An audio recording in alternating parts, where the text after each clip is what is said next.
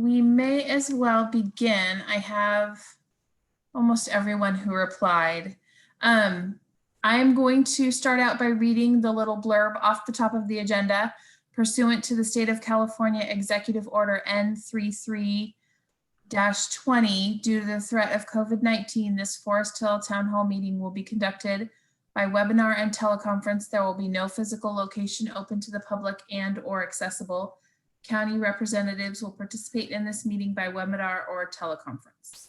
So with that, Supervisor Gustafson, do you have any introductory comments? Thanks, Kelly. No, I don't, although Paula did put a number of questions in the chat, so I'm going to try to respond to those. But at least the first one is, when will we resume in-person meetings? Not before the start of the year, and maybe not for quite a while. COVID cases are climbing, and I'll report more on county updates. But in-person meetings at all of our various locations are very challenging for us. So we're going to continue with virtual meetings. The Board of Supervisors is the only one, and Planning Commission, that are having in-person meetings because they're in settings where we can control the numbers of people and have additional staff to help support those meetings. But otherwise, out at all the very distant locations, we can't provide those resources. So anyway, thanks for your patience. We're all trying to get through this, and I'll give you more updates at the end of the meeting. Thanks. Great. So I just wanted to remind everyone, if you're new to Zoom, there is a couple of ways that you can ask questions. We'll be having reports. Our public safety reports are first. But so if you're on a computer, you can click the raise hand button at the bottom center, I believe, or you can type something into the Q&A and ask a question that way. If you joined us via phone, you dial *9 and that will raise your hand, and I will go ahead and unmute you at that time. So I'll call on you right before you can comment and unmute you. So we're good to go. So it looks like we have a few of our public safety reports.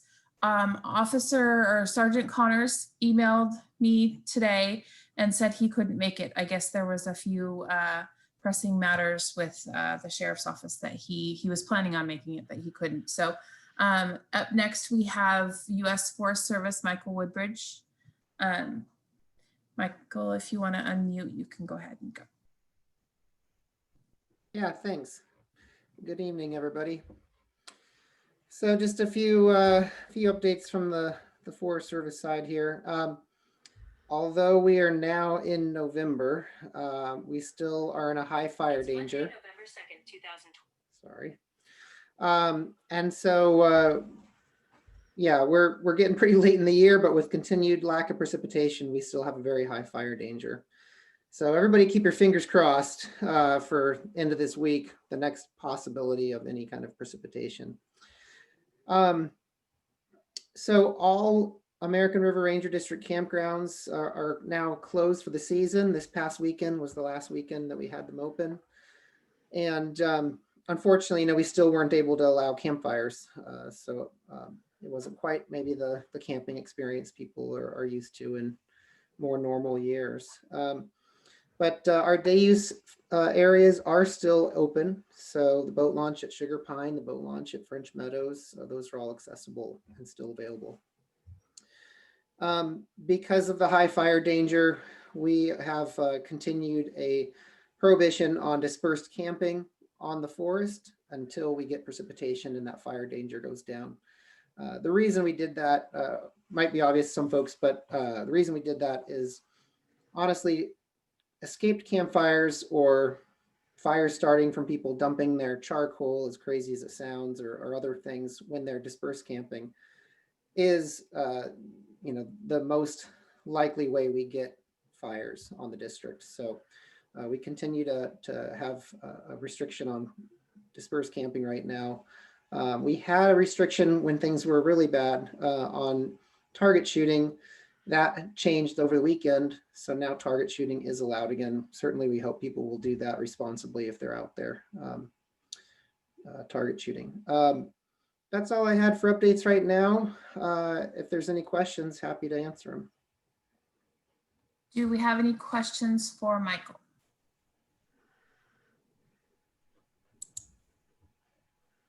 Sharon, go ahead and unmute yourself and you can I ask your just want to question. know for the, like Sugar Pine, are the restrooms open?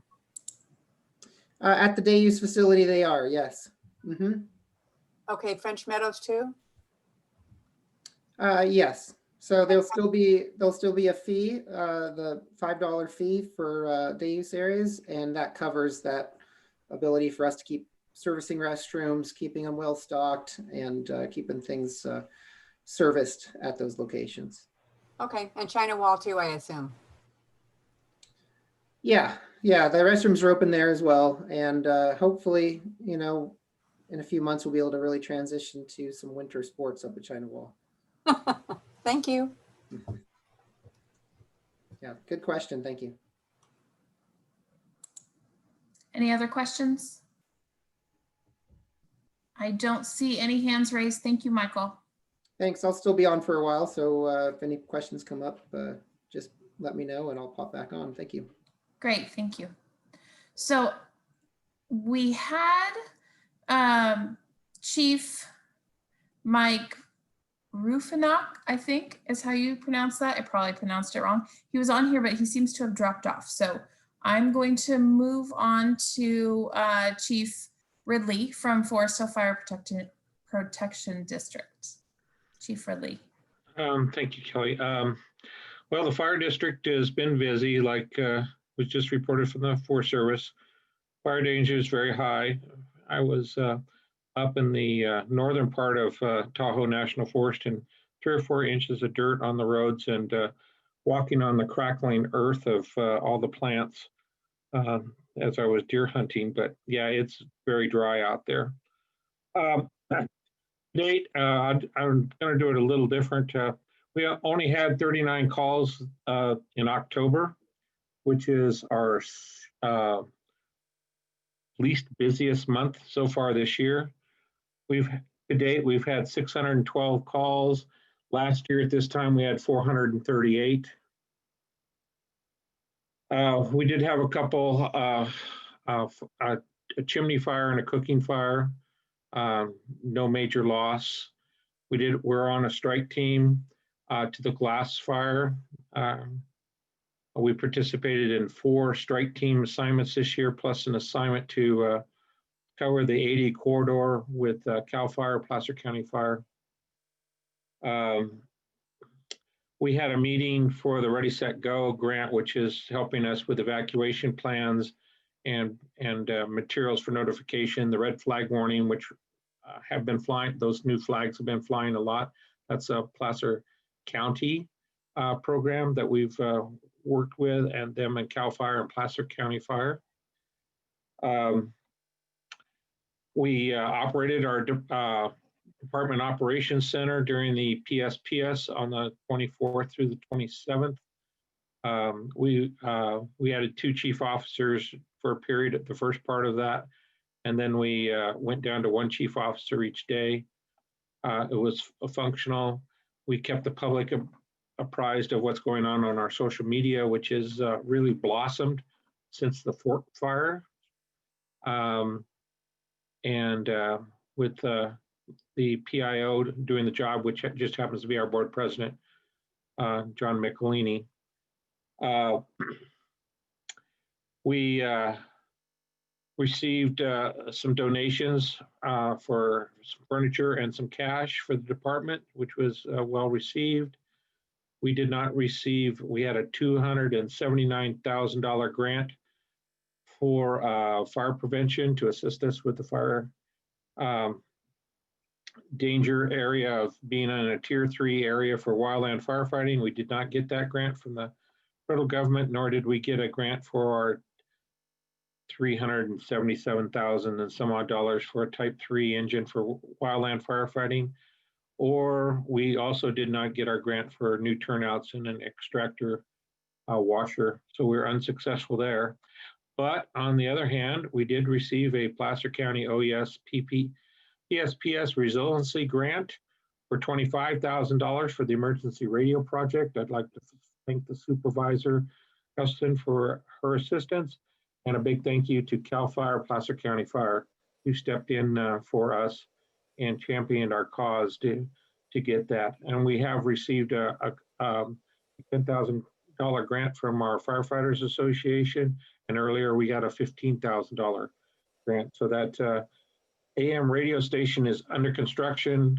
Literally, we have building a home for it in the Porter garage, putting up 2 antennas, and material is arriving every few days. So that should be up. We won't make it before the end of fire season because we're all hoping that it rains. But hopefully sometime in the midwinter, we'll do that. It'll be up and operational. And we did receive a sizable, thanks to a federal grant, excuse me, a sizable order for the COVID-19 response. So we have supplies that'll last us for, for 5 or 6 months, we hope. And hopefully it doesn't escalate to use up all that sooner than that. But we are receiving our supplies finally. It's just a long train of supply. It takes a while to fulfill, and because everybody else wants the same stuff. But in the meantime, the county has been able to supply us with our immediate needs, and we have built up a supply to fall back on if things stop being supplied again. So other than that, next week is our board meeting on Thursday, and we will be on a Zoom also. And we have a finance meeting coming tomorrow, and I believe it's tomorrow. And that's about all I have for Foresthill Fire, unless there's any questions. Thank you, Chief. Does anyone have a question for Chief Ridley? Chief, I don't see any hands raised. Thank you so much. You're welcome. I'll stay on too. Great. Up next, we have Chief Mike, is it Rufina? Did I say it right? Good job. Thank you. Okay. I'm the new assistant chief covering the Foresthill area with CAL FIRE. I've been around the unit for quite a while and just recently switched positions. So thanks for having me tonight. I apologize for my internet issues, connectivity issues. I don't have a whole lot other than the Foresthill CAL FIRE station. Station 11 has been staffed throughout all the fire stations that we've had statewide. We've had over 30 engines out on assignments throughout the state. Many of our personnel have been on 60 days plus. And but I'm happy to say that Station 11 stayed staffed the entire time with at least 1 engine. So we did good there. And then lately, the Point Fire, I was assigned as the agency rep for CAL FIRE on the Point Fire, which was being run under the El Dorado National Forest. And as of Saturday, that fire is 93 acres and 80% contained. Very happy with the progress they made. It did burn in the old King Fire burn, created a lot of safety issues for firefighters due to the dead and decayed trees from the King Fire. So that's all I have unless anybody else has any questions. Thank you, Chief. Does anyone have any questions for the Chief? I don't see any hands raised. Thank you so much for joining us. Thank you for having me. I appreciate it. Over Zoom. So up, we are finished. I don't see anyone on the line with the Foresthill Fire Safe Council or the Fish and Game. So if you are, feel free to raise your hand and we can go ahead and unmute you and you can give your report.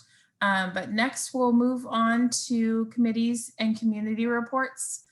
I don't see anyone from Foresthill Unified School District. So again, raise your hand, Jack, if you're on another way using a different name. So up next, we have Neil or Hank. I'm not sure who's doing the report. I'm trying to raise my hand.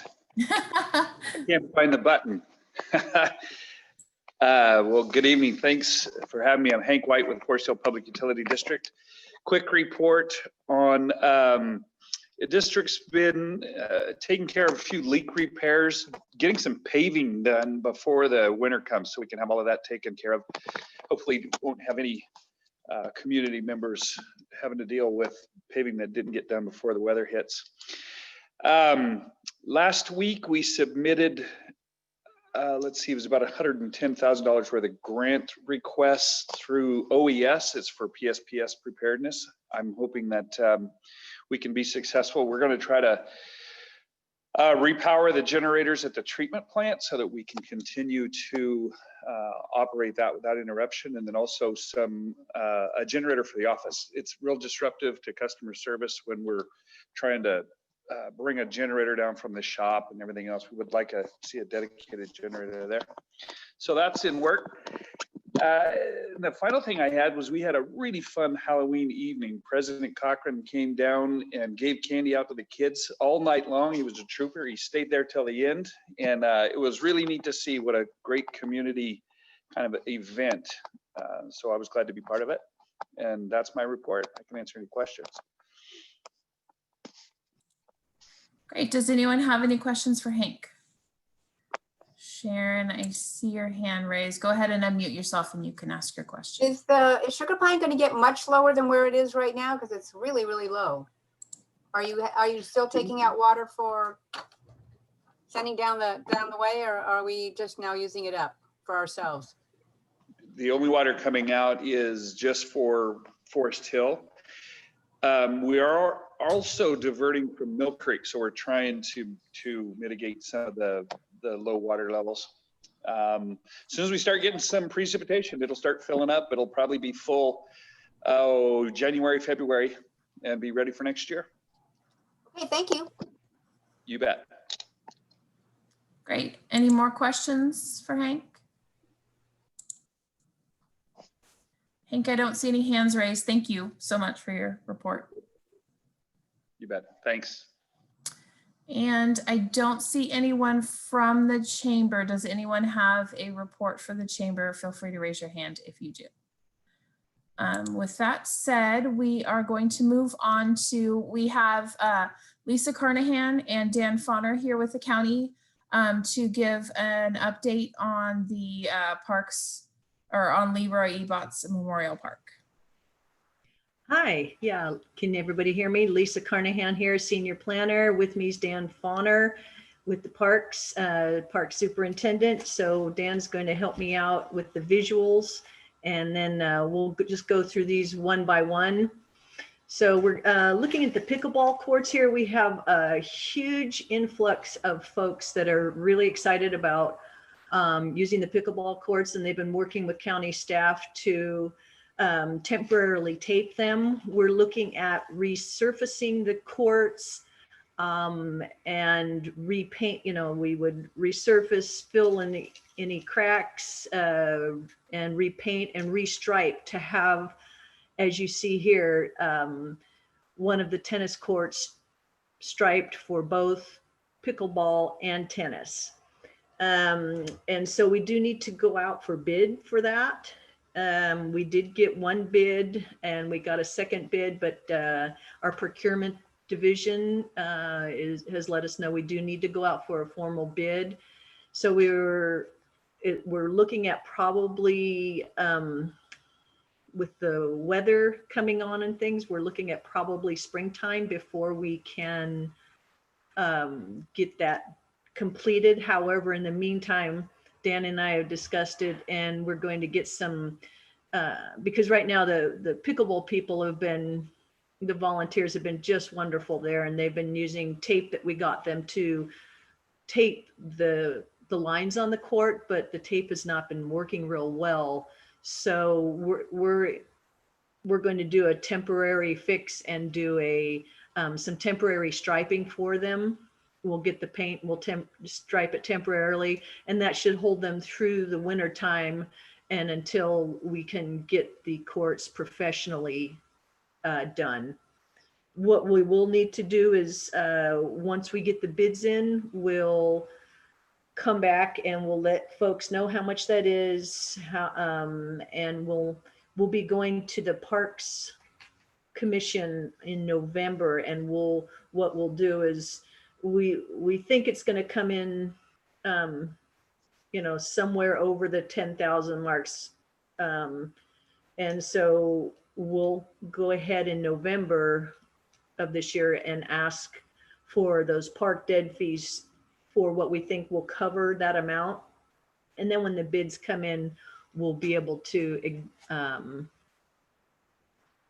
we'll need to go with the exact amount to the Board of Supervisors and ask for that from the park dedication fees that you all pay into. So before I move to the bocce ball courts, is there any questions on the pickleball courts and the resurfacing? Sharon Hernandez has a question. Sharon, I unmuted you. Go ahead and unmute yourself and you can ask your question. Okay, hi, everybody. Yeah, it's been a pleasure working with Dan, Matt, and Lisa through this whole ordeal. Been very receptive and working together. It's been great. Just a question, the diagram you have shows 2 pickleball courts. But in my last discussion, we were talking about having 4 courts made and done in the yellow paint and the 2 tennis courts. Uh-oh, I think we lost her. Either that or will be is we have 30 active players and we play about 6 days a week. Can you hear me okay? Because it says my internet is not now good. I can. You kind of cut out in between, but I think I get the gist of your question. And I think Dan and I are on the same page. I think this is a little bit older picture, maybe, right, Yeah. Dan? And so we Yes. had talked about what Sharon is saying is restriping them with that other color paint so that you can see the tennis courts through them, but so both users can use the facilities, but that we would be doing that, correct? Yeah, when it's all final, it's gonna be 2 tennis courts and 4 pickleball courts. So both sides will have pickleball available for users. So this is just an older photo, just kind of showing the tennis courts. And originally we were just gonna stripe one side, but when I started getting more estimates, it just was more feasible, and the growth of the group made it more need to do all 4. Yeah, Sharon, why don't you share with people how many people have been using the courts? okay. We have about 30 active players and we play about 6 days a week. And sometimes we play twice a day. Wow. So Sundays are our biggest day where we have about 20 people. So the way you see the diagram now, we have 3 courts, but we really have a need for 4 because we would be using all the courts and still having a couple people sitting out and waiting to rotate in. So we're all excited and having a great time. Oh, that's so wonderful. And they've been on their side. Dan's got a lot of pictures. We won't show them now, but the volunteers have been wonderful about coming out and getting down on their hands and knees and scrubbing and retaping, and so it's been a really good working relationship. Yes, it definitely has. Just one question. Do you know when you'll probably be doing the temporary striping? I am going to try to schedule that next week. I have a meeting Wednesday with my staff, and we are going to kind of formulate how much we're going to need, how much court paint, because we don't want to interfere too much with the existing layout, but we are going to do something probably like you mentioned with yellow, so that it stands out and it can get us through, the fall and the winter and into early spring. And then when everything starts to dry out, that's when we'll do we'll execute the contract for the resurfacing. Sounds awesome. Thank you. They'll be happy to hear. Good deal. Any other questions on the pickleball / tennis courts? Yes, we have Gail. Let me. Gail, McCafferty. you know what? I think I have to do something a little different. Okay. All right, Gail, I think that you can just unmute yourself and go ahead and ask your question. Okay, actually more comments than questions. I wanted to thank Dan and Lisa in the county for the pickleball courts. It's been a huge success, have you heard? And also they have a Facebook page, Foresthill Pickleball, that is getting really busy. And so people are really excited about the pickleball, super excited. It'll be well used. And the bocce ball court too, I've heard people are really excited about that coming also. So I wanted to make those 2 comments on the courts. Thank you.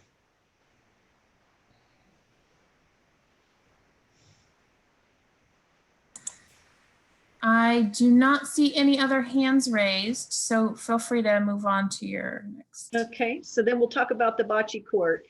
And we've been working with, so this is where it is going to go. This is kind of a visual of what it will look like. We've been working with a scout, Kendall Carpenter, and it's a Eagle Scout project that he came forward with that he wanted to do, and there was interest, or there has been interest within the park subcommittee group about doing bocce ball. So we all went out there and we took a look at where they wanted to put it, where it was going to be the best situated, and the group came up with this area, which is right in between the restroom and the other area off to the right with the building there. They just thought it would be good to have a visual, and it doesn't show up real well from this picture, but it has good shade on both edges. People were really thrilled to be able to, like Gail said, I think it'll be highly used. And here's our parks folks. We came in and we leveled it, as you can see, and it's all ready and set for the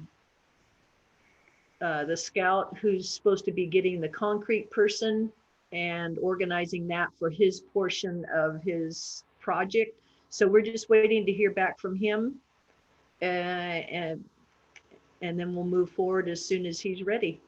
But it's all ready to go, as you see here. So I can take any questions that you may have on that.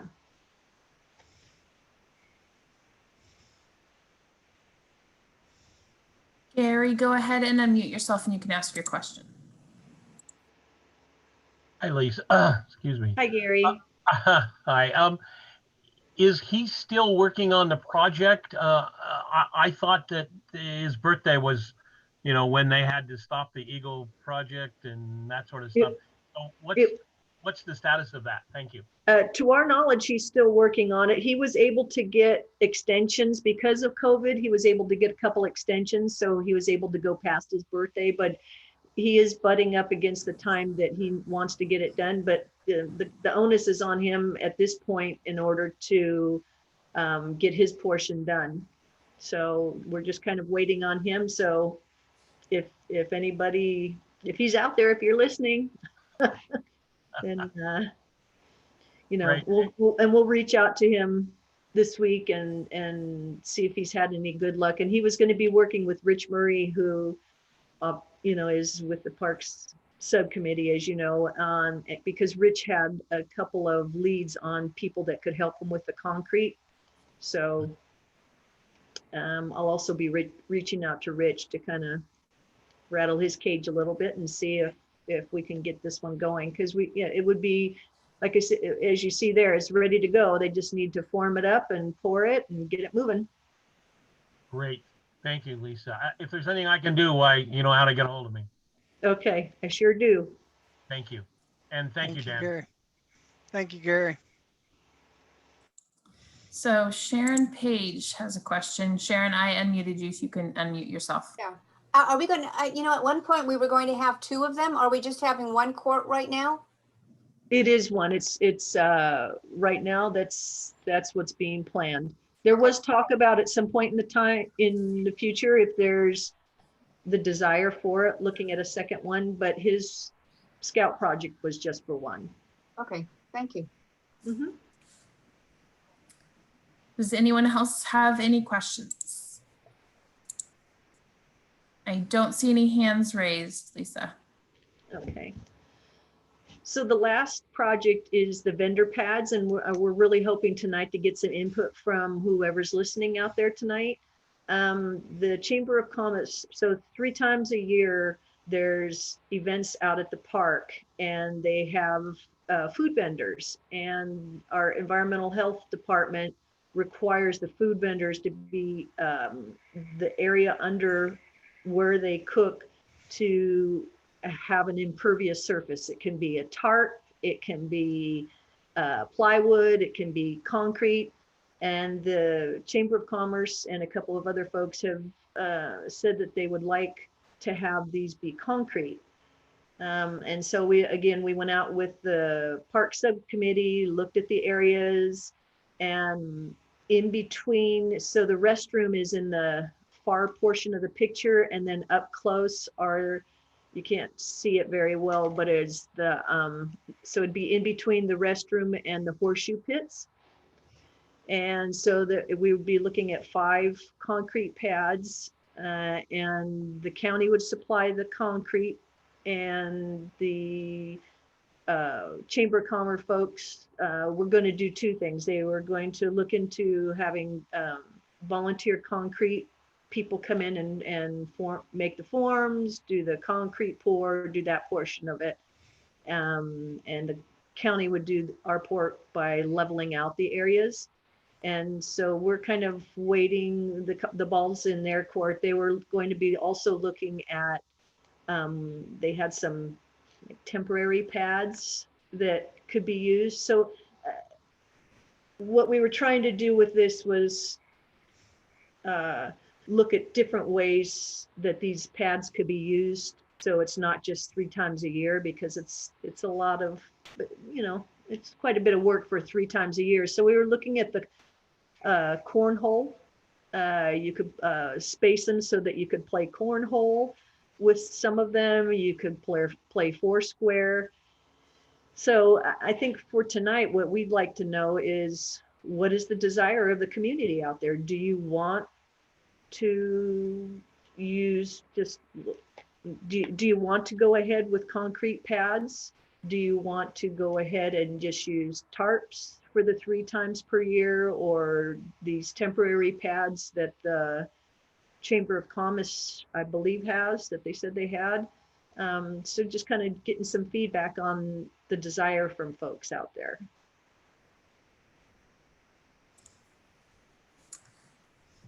So Gail. Oh, I have to. All right, Gail, go ahead and unmute yourself and you can leave your comment. Okay, can you hear me? Yeah. Okay. I believe it was Debbie Sanchez who was representing the chamber at the time. Correct. Was talking about ads, and she's working at the high school with me, so I can ask her that tomorrow if she's found the pads or knows anything about those pads. As far as the concrete, I don't know who we were going to get to do that. I kind of lost you there. I don't know if it's on my end or your end. Did you ask who was going to be doing the concrete? Yes. We would supply the concrete, but the volunteers were supposed to, Okay. the volunteers were going to work it, and you're going to get somebody in to do the concrete. We were just going to supply it. Okay. Okay. So, but I'll ask her about the pads tomorrow when I see her. By the way, 7 a.m. to 8 p.m. tomorrow at the high school is your last day to vote. All right, thank you. We also have a caller, ends in 4803. go ahead and unmute your phone and you can leave your comment. Hi, this is Sherry Wicks. Can you hear me okay? Hi, Yeah. Sherry. Yes. Yeah. Sorry about that, guys.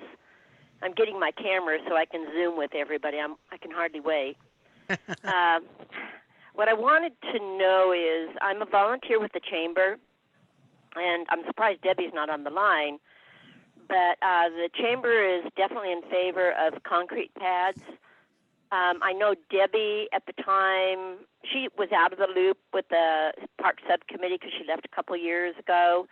I pretty much stayed in the loop on the park subcommittee, and when she came back into the loop representing the chamber, she was not aware of the fact at the time that we were talking about concrete pads. I don't know, Dan, if you remember, but we did a walk around in March, you know, trying to figure out structurally where to put them. They definitely are something I believe the chamber will support, plus a couple other organizations in town. I have had a conversation with Keith Drone. He's part of the group that does the Indian tacos, and we'd love to have the Indian tacos come back. And he indicated to me that one of the problems that they would have if you just put down the tarp is, you know, grease spills on the tarp and then it gets dangerous. So we're trying to think of, you know, what's going to be best for most of the food vendors. So from my perspective as a volunteer with the chamber, yes, they're going to be supportive. We also, at the meet and greet earlier this year, we did have a couple people who volunteered to do the concrete work if the materials were supplied. My biggest question, I'm just giving you feedback from what I've seen as I attend board meetings and talk with other organizations, because there are some that would be very much in favor and would be happy to write a letter of recommendation for these. But my concern is, Dan, when we did the walkthrough in March, you talked about bringing electrical from the gazebo. And I think electrical is going to be very important. What happened to that plan? I've attended meetings. There were a couple I missed, but what happened? So part of the problem we're having with the electrical is pulling it from the light poles. And in order to do that, because those are really the purview of building maintenance, we would need to get their blessing on doing a power drop, and then that would basically we would have to do a work order internally to have building maintenance come in and do that power drop, drag it over, do the conduit and everything. There was some concern about vandalism to the stands and running power. I think the last meeting we had, at least the group that was there felt like the generator option that the food trucks were using seemed like it was working, and that there wouldn't be a tremendous need to incur that cost for 3 events. Right. And then we'd have to secure them for the rest of the year to make sure that they weren't vandalized. So that was kind of where we left off the last time. Yep. That's what I recall also. Yeah. Yeah, I remember that conversation. There have been a lot of things happening because of this COVID where decisions are made, where some of us on the Parks Subcommittee were not involved in decisions being made. If it's possible to revisit it, and if you need any support as far as contacting building maintenance, I've got groups that would be interested in doing that. The generators, I get the generators, but generators are noisy, and, you know, environmentally they're not very good. They're just a big issue.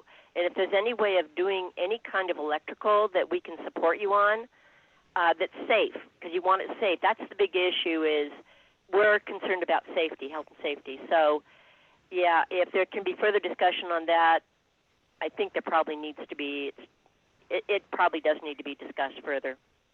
Okay, because yeah, we can certainly discuss it again, Sherry, but if I recall right at that meeting where we all stood out there, the majority, if not everybody, was there. I think maybe Peggy was the only one that wasn't there. So and everybody did, you know, was in agreement. So I don't think there was adequate discussion about electrical, to be honest with you. I've been talking to a few of the people in the community, and those thoughts might be changing. But Okay. if it can be brought up again, that would be great. I'll Well, work that's with building something we can maintenance, do after too. and I can find out what's involved in doing pulling power from those and what risk there will be for overloading those circuits or anything. So that's a conversation I can have with some of the electricians over at building maintenance to find out more information. If you could, that'd be great. Yeah, and we were, and it's not saying that we couldn't do that in the future either, you know, so as Dan's checking on that, I mean, it Right. doesn't have to be done at the same time as the pads. So if there's, but I did was hoping to get some more input from the community tonight, whether or not, you know, they even wanted the pads. So hopefully there's some folks out there that are, Kelly, do you have anybody else that's? I have Gail raised her hand. I'm going to unmute you, Gail. Go ahead. And then we have Gary after that.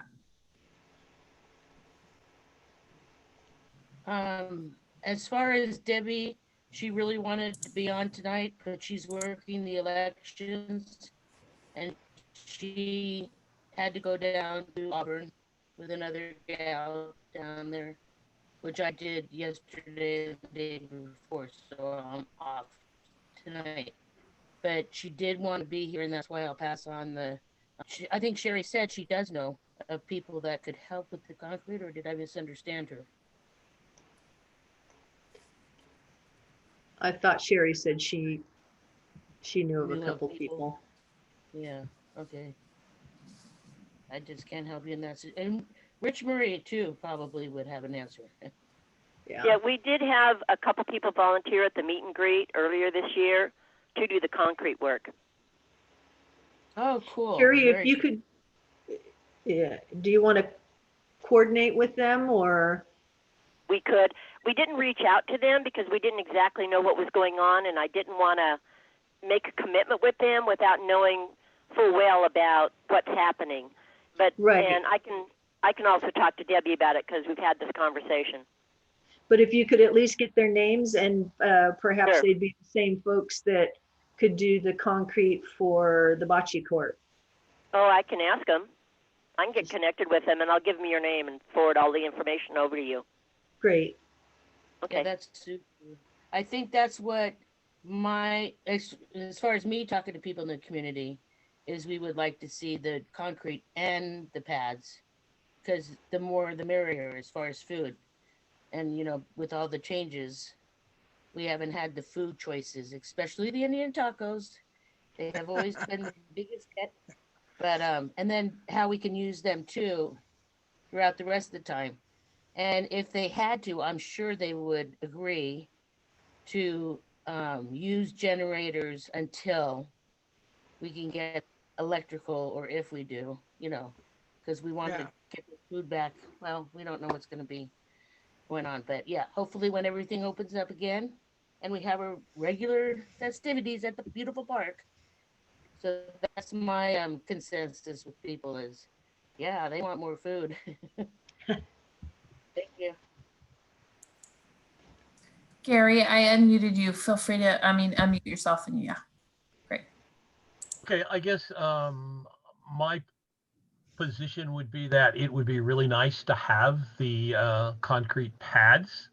I'm not sure it's like the highest priority in the world, because we have gotten, around without it over the last while, and it's not huge use during the year, but it would still be really neat to have those. And I think adding the Foursquare and the cornhole and everything else on them gives them a value that's beyond just the food vendors. So I guess I would support that.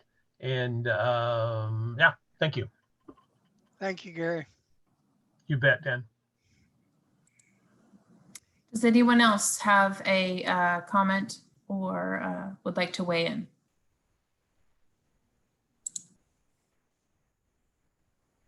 Sharon, I unmuted you, so go ahead and unmute yourself. Hey, I kind of agree about having those paths. I think that would be an asset to the park.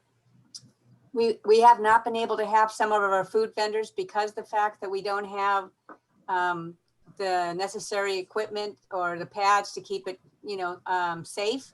So I think having the pads would be a great addition and allow us to have more vendors for food than we've had in the past that were asked not to come back again, like the, Indian tacos.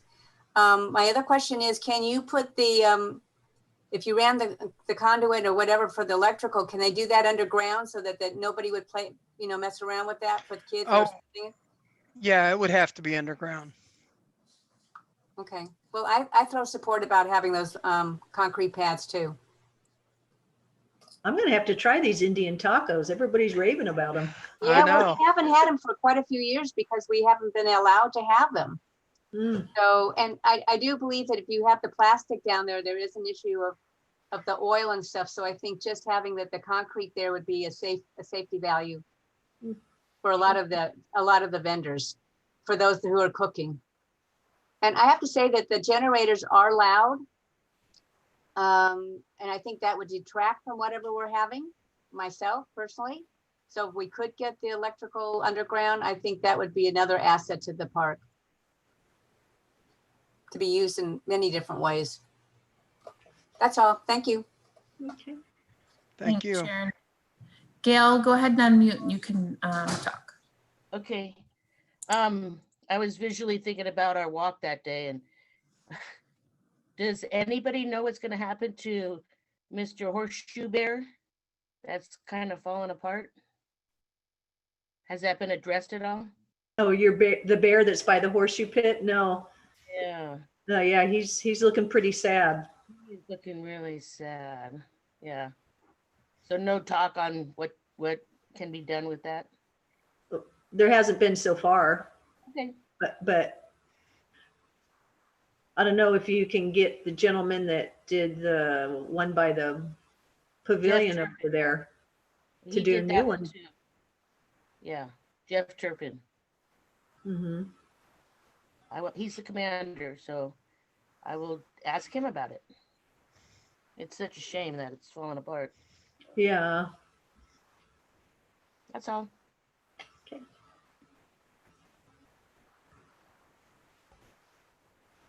Well, that's all I had for this evening. Questions or comments? Don't see any hands raised, Lisa. Okay. Well, we'll stay on in case, or I'll stay on in case, somebody has questions.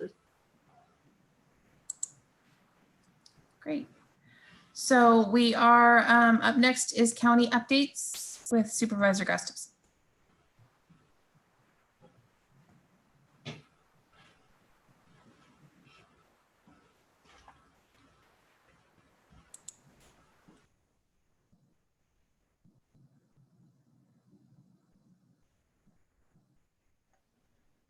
You had a comment in the chat.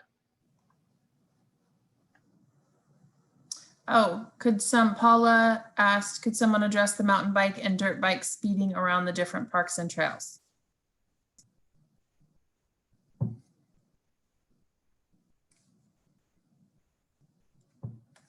Mute myself. So where are they speeding at? I didn't catch that. Different parks and trails. It's not specific.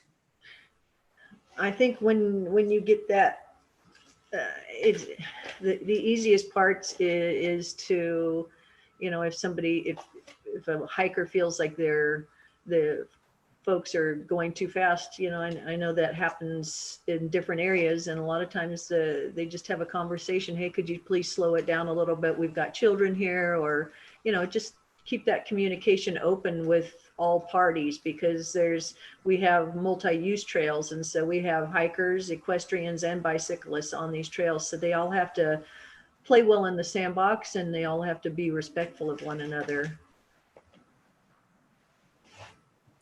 Great.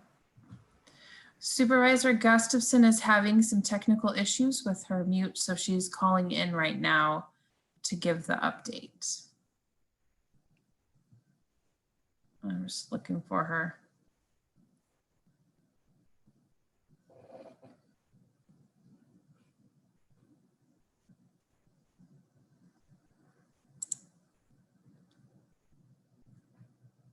Oh. Cindy, I unmuted you. Go ahead and unmute yourself.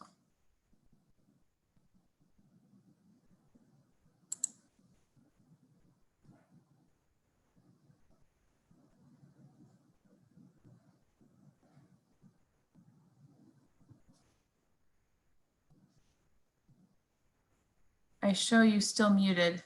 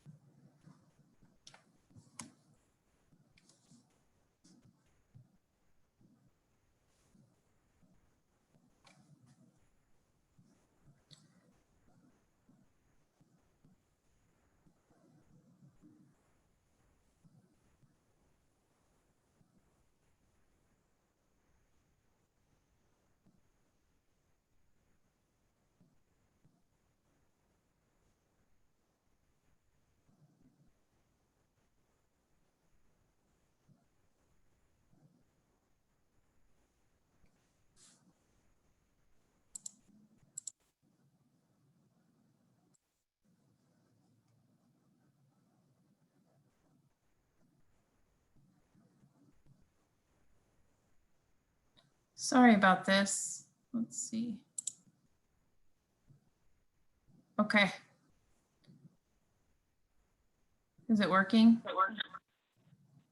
Can you hear me now? Oh, yes. Yes. Okay, so we'll get echo. I'm going to have to sign off. So we'll go to the other room.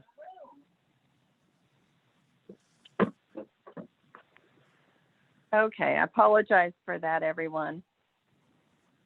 I am having technical difficulties on my computer, so I'll give my report from a distance. So the first update I wanted to give everyone was on the coronavirus numbers. Tomorrow morning at our Board of Supervisors meeting, we'll be hearing an update from the county. And my understanding that most likely we will be headed back into the red tier, meaning that we will be reducing capacity at restaurants and community events. It's unfortunate that our cases are going up like most places in the country. Foresthill looks good. I think you've had 5 new cases between October 2nd and 22nd, so staying relatively stable. But in particular, South Placer as well as our Kings Beach communities have had a rise in cases. So that's triggering our cases per 100,000 have now been over the state tier for 2.5, 3 weeks.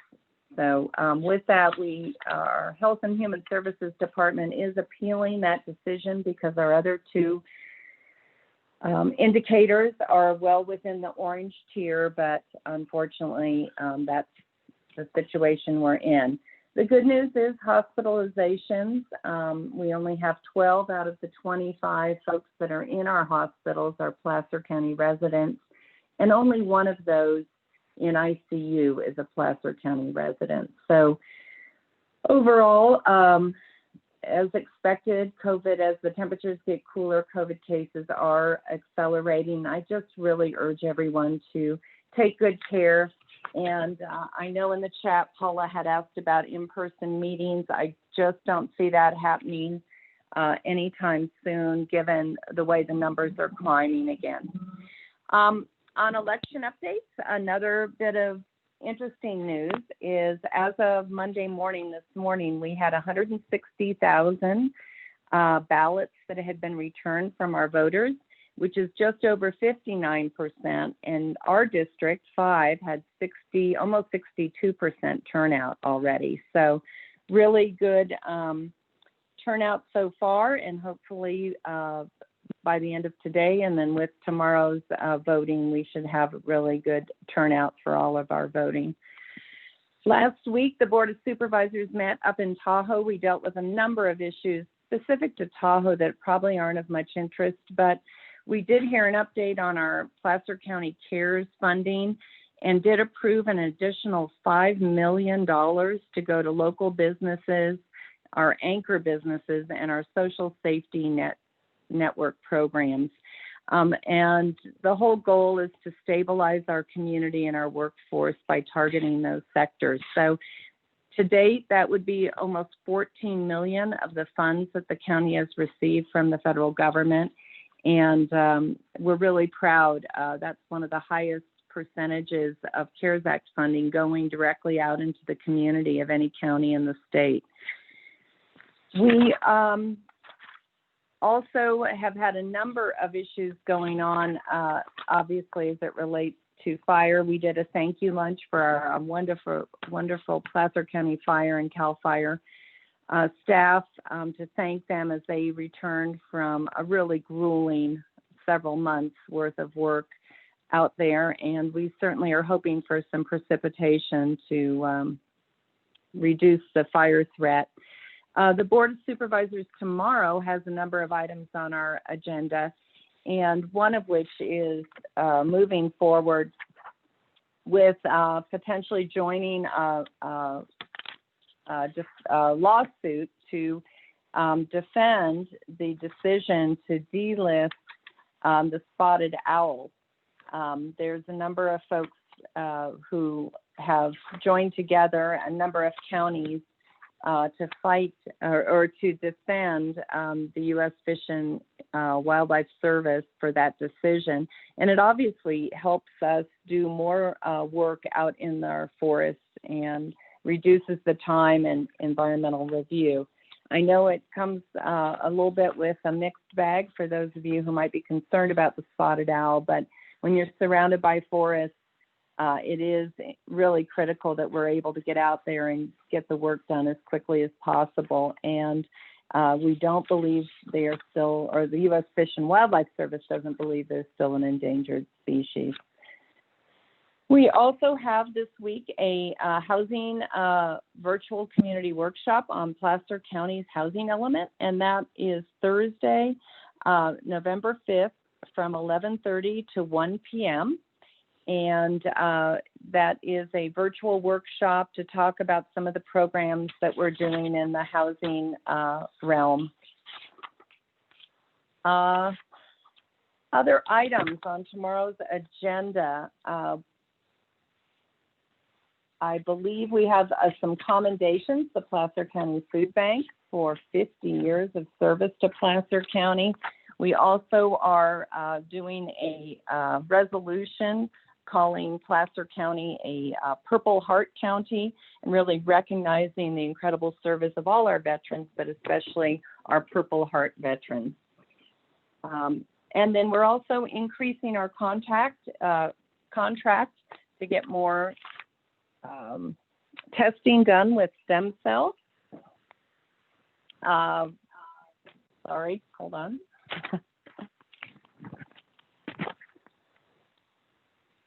Had to grab my agenda. Sorry about that, everyone. With the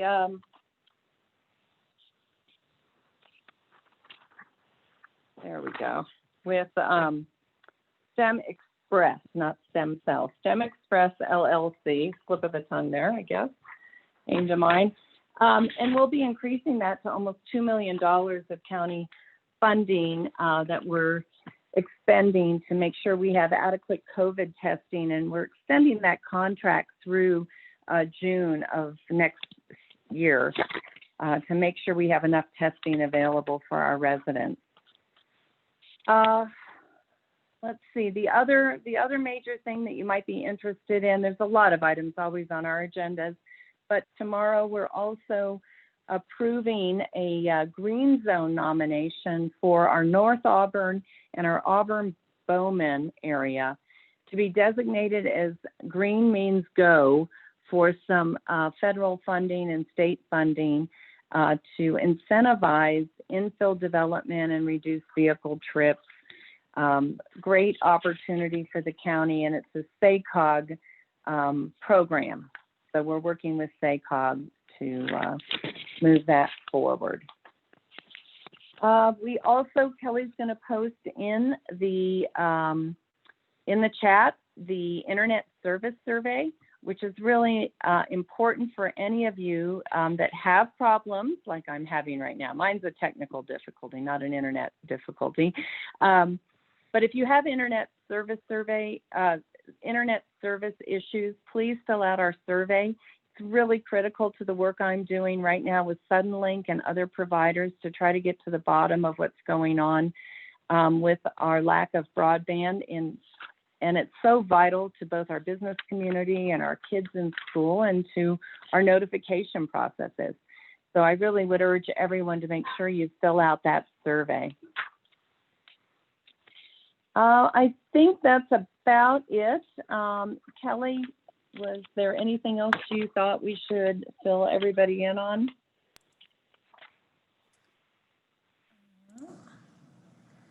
I think you covered it. Okay. Well, I would urge everybody, if you haven't already voted, get out and vote. And I'm happy to answer any questions. I apologize again that I had to step away from my screen to do this, but a little bit of a problem with my mouse and unmuting right now. Great. Let's see. Gail has a question. Gail, go ahead and unmute yourself and you can ask your question. Yeah, Cindy, I just wanted to say, yeah, the Placer County Food Bank is doing an excellent job. They come up here to Foresthill the last Monday of the month, and anyone can come up and they give you enough food for a couple of weeks, if not a month. But it's a really great program, and we've been having a pretty good success on that one. And then I wanted to comment on the spotted owl. I feel really, I want to protect it too. But then if you don't maintain your forest, you have these fires, and then they're endangered that way too. So it's kind of a catch-22, but that's my 2 cents in the spotted owl. That's it. I appreciate that, Gail. I know we've got to walk a fine line there. I know they were listed for a reason, but if the U.S. Fish and Wildlife has determined there's enough of a population now, we have to listen to their advice too. Right. Thank you, Cindy. Thank you, Gail. So Paula typed in a question. She said, can you please share some of what was discussed at the fire ad hoc meeting and next steps about the possibility of expanding the Placer Fire Department to put 3 staff on a truck? I'm happy to give a presentation at the next meeting. I really don't have all my notes with me. And I'd already responded to some of Paula's questions in the chat room, Kelly. But yes, that's the direction we're headed. And as I said, we have more work to do on the regional services to break that out from the cost of the zones and define what are the regional benefits as well.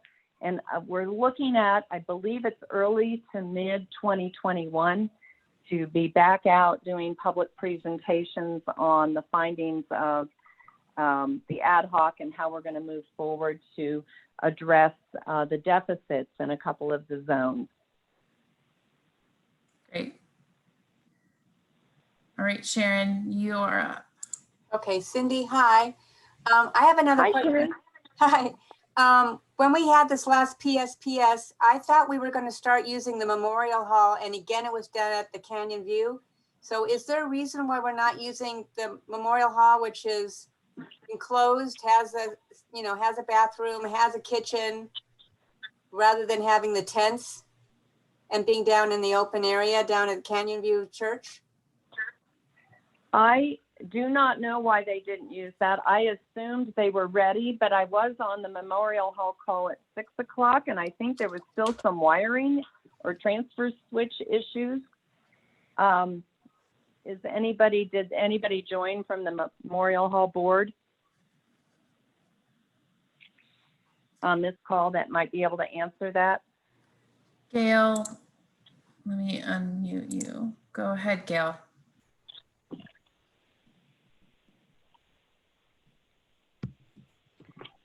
I'm on the Memorial Hall board also, but I was not able to get there, and I got in this one late.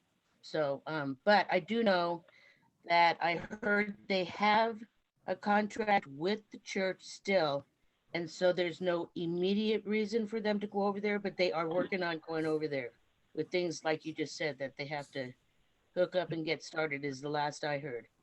And also about the PG&E station, they had no internet service the last outage we had because I'm way uptown. I really needed to use the internet, and I have used it there, but they had no, and the other thing, if the fire department is still on the line too, is if they can, or actually PG&E, more than that, is that they bring those people up and they're very nice and very helpful, but they don't know anything. And I would think PG&E having a station there would be able to tell them when the power is supposed to be on, and they always give you a further estimate, and it's only an estimate, but they have no information on who's out of power or when it's coming back on, and we can find out faster than they can. And I think PG&E needs to communicate with their workers up there more on that to get more information.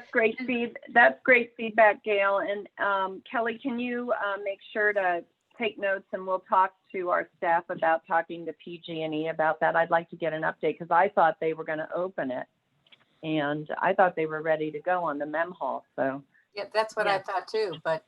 Yeah, they're dragging. I believe when Brandon came last time, Brandon from PG&E, he had mentioned that it was due to COVID that they chose that site last time. He came, I think, last month. Right. Oh, because they didn't want to open an interior building So and have to deal with wondering social if that distancing. might have something to do with it. Well, Yeah. coming up now is Yeah. going to be a little cold. Right. And I would like to make one more comment. The fire department on Facebook, on their website, has been super incredible because they've been communicating with us about, you know, what's going on with the fires and the outages and all that. They have been so upfront, and they're a reliable source, obviously, where when you get, you know, Facebook conversations where one says this and one says that, you know, that's talking the truth. And that has helped calm nerves and make things better and people more patient with what's going on. So I really commend the fire department for doing that. That's great. Thank you. And Chief, are you still on? Kudos to you and your board. That sounds great. Yeah, thank you very much. We try to do our part. It's my question. Am I still on? Yes. Okay, I have a question for Mike. Mike, are you guys going to keep staffed on that since fire season's not over? Are you going to keep an engine up there, or are you going to close down shortly? Until we get a significant amount of rain and go out of fire season, we will continue to keep 2 engines staffed up there on the hill. Right. Okay, thank you very much. That's kind of really important right now. Does anyone else have any questions for Supervisor Gustafson? Kelly, can I step in for a second for the fire? Definitely. And just for the Forest Service, when we did have the PSPS, we had 9 engines in Foresthill if we needed them, because they had 5, Station 11 had 2, and we had 2. So there was 9 engines available during that event, and along with the chief officer's staffing. So just to let the population know that we were prepared as best we could. There was no hand crews available, but that's because of all the state fires. That's pretty good coverage for a small community of 9 engines. Great, thank you. Great. Well, thanks, everybody. Thanks for your patience while I'm wandering around trying to get my notes together to talk tonight. So up next, we have our question and answer comment portion. If there are any forum members that would like to ask a question or make a comment, feel free to raise your hand. Otherwise, everyone can raise your hand, queue up if anyone has any questions or comments.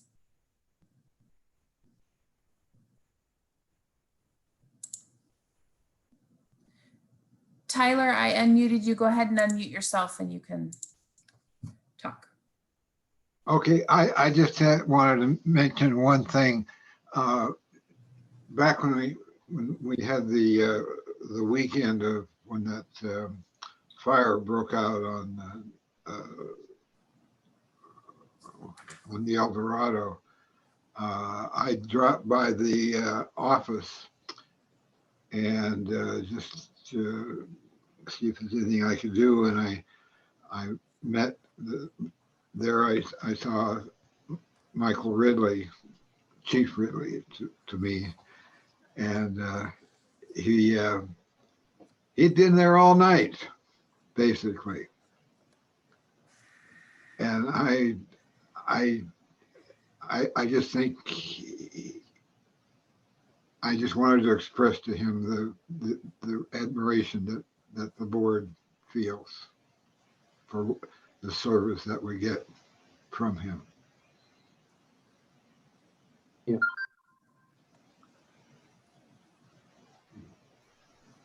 Thank you. Do we have any more questions or comments?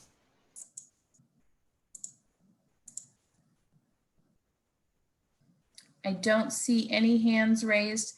Does and then also if anyone has any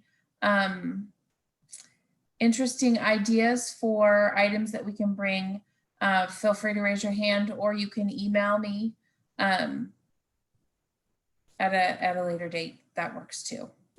We're open to any. Oh my God, I'm on. Yeah. I have a question. Go ahead.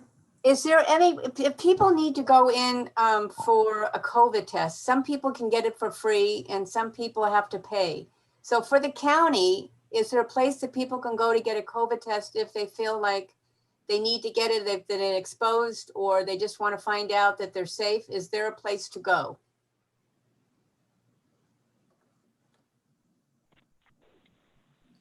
Kelly, can you post the list of our COVID? I know it was at Rockland Library, but it was going to get moved because the library was going to move. And don't we have something in Auburn, which is a lot closer for those people coming down from Foresthill, Colfax, whatever, that they don't have to go all the way to Rockland? That's a good question. I don't know if that one's free or not. That's why I know the Rockland one was. And then some Kelly, tests are can we? Yeah. Can we post? And there's some tests that are now quite, my brother had one done that's, it was high quality and it was done within 15 or 20 minutes.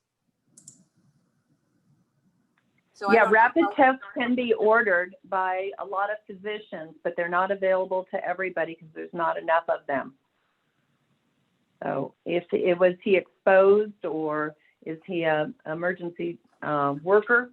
From my brother? Oh no, he was taking a trip with some other people and he made sure that everybody had that test before they got in a car.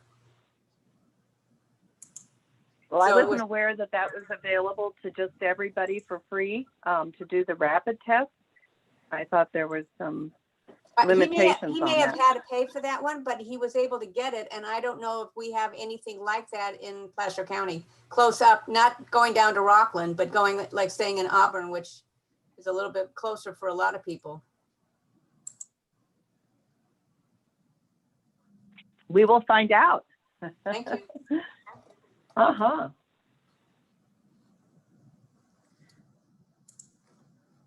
So I am posting the link that you can go on to look for the sites.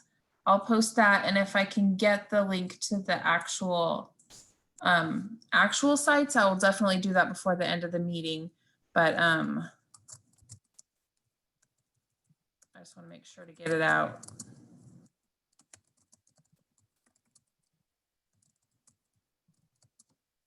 For everyone to see. So if you click on this link, it'll take you to the website, and then you follow the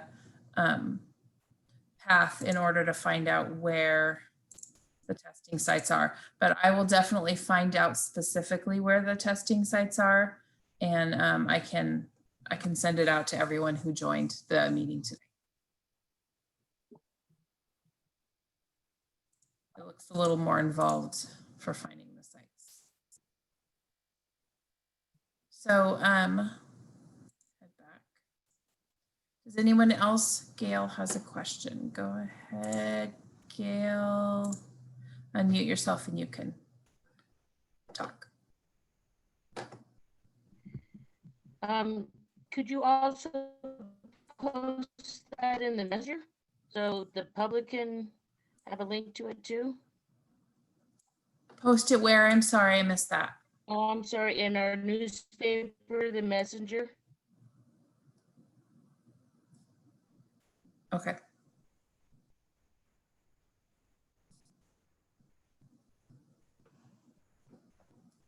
Are you posting the town hall meetings in the messenger? We have them scheduled on the first Monday of every month at 7 now instead of 6. So that way it doesn't conflict with any meetings that are virtually before. Well, let me look and see if Steve has commented. I'm not sure about Okay.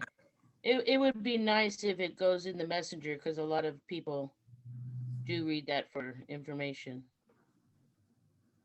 And I love reading Cindy's little blurb in the messenger.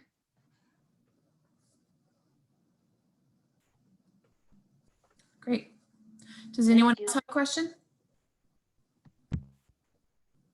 I don't see any hands raised. Well, we have reached the end of the meeting this evening. Thank you everyone for attending and giving your reports and questions. Feel free to reach out to me afterwards if you have any additional questions we can answer. Have a good night. Night. Good night, everybody.